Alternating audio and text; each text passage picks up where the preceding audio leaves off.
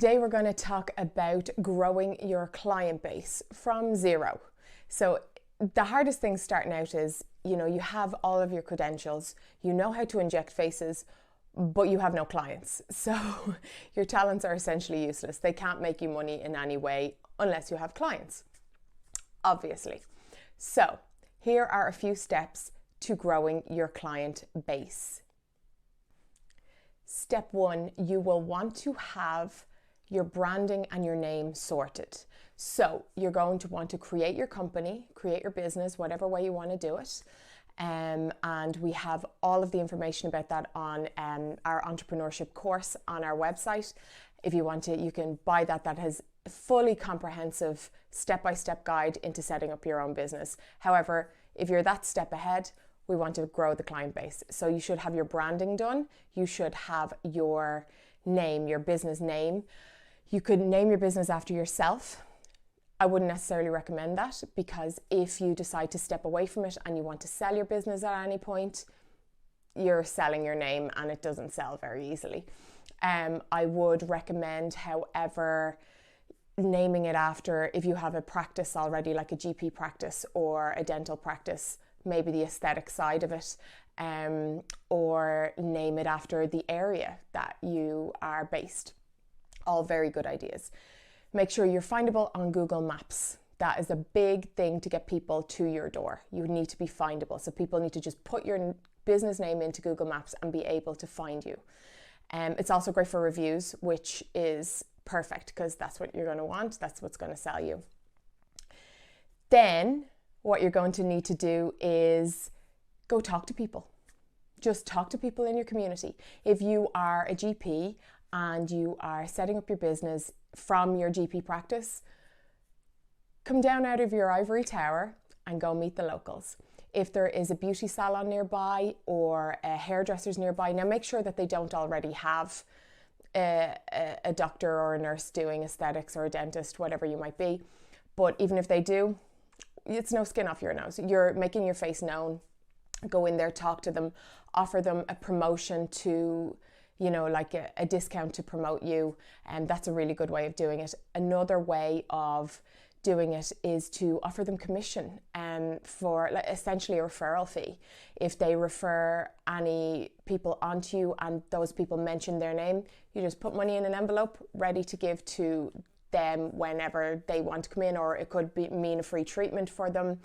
But if you incentivize people promoting you, you're on a pig's back, because it's a win-win. If you're in a place like a beauty salon or hairdressers, they're providing a service and they are sitting with their clients for hours, and what they do is they talk and we talk about our aesthetic treatments, we talk about our Botox, we talk about our fillers, we talk about all these things. So what you're doing is you're incentivizing it, and you are making it so that people can make money just for having the chats. It's a win-win. They'll want cheaper treatments because, let's be fair, there aren't many women above 30 who haven't had Botox or filler or, little tweakments, because we realize that we age massively as we grow older. So this is the perfect avenue to go down. So just go in, and once people meet you, they'll see that you're a nice person. They'll see that you have something to offer. And if you are a doctor or a dentist, you have that status, which use to your favor. It's very handy. People like knowing a doctor. They like knowing a dentist. They like knowing, it kind of gives this reassurance that if you're a nice person and I know if I'm ever in trouble, I can turn to you, or, you seem lovely, so I'm assuming you're going to be helpful. Use this in your favor. Like it can only benefit the furtherance of your name, of your business. But if you go in and you are nice and chatty and polite, and what you're doing is you're offering somebody something. So if you have, say, a hair salon, and they're probably going in and they're spending the market value on their aesthetic treatments, and you say, well, I'm going to come in and I'm going to give you €100 or $100 or £100 off. So you're offering a massive discount. You're not out of pocket, but you're not making really that much. But that's not the point. The point is you're offering them a service at such a low rate that they're going to go to you anyway. So firstly, you have them in the bag. Then they know that you're good. They know that you're accountable, that if anything goes wrong, you are available. These are all very important points. And you're also medical. So you have that ethical background. So they will in turn then go and promote you to their clients. Someone says, oh, did you get Botox? And they'll go, actually, there's this great doctor, he's only up the way, or she's only up the way, or this dentist is only over in the practice across the road. Meeting the locals is where it's at. So it's very difficult when you come from a profession where you're dealing with sick people to dealing with well people. And that can be like, you're no longer dealing with a patient, you're dealing with a consumer. And consumers, they pick and choose who they want to go to, and you have to make them want to go to you. And your best way of doing that is be present, introduce yourself, let them know what they can gain from having treatments with you, and you know what you in turn then you gain clients. People talk about you. And I think the greatest compliment I ever had was, like, I was practicing for years at this point, and a woman came up to me and she said, are you AprilKavanagh? And I said, yeah. And she says, it's so weird. I was in a bar in Dubai and this girl was talking about you. You had done her lips and she loved them. And I was like, oh my gosh, I can't wait to get back to Dublin to go to AprilKavanagh. And I was just like, to me, my name was in Dubai. It was in a bathroom in a nightclub in Dubai, my name, all because people talk. And you want to run your business on the premise of people talking. For more tips, and another way of doing that is expanding your reach. So if you contact beauty salons, say in different counties or, a bit further afield, oftentimes they are very happy to advertise your services and supply a nice clean room. Now it's up to you to make sure that the room is clean and up to standard and to clean it beforehand to make it medically ready. But what you can do is, I worked a lot doing this. I would go into a beauty salon, say, they would advertise me to their clients. They'd post it up on all their socials. Any contact they had with their clients, they advertised that I would be there.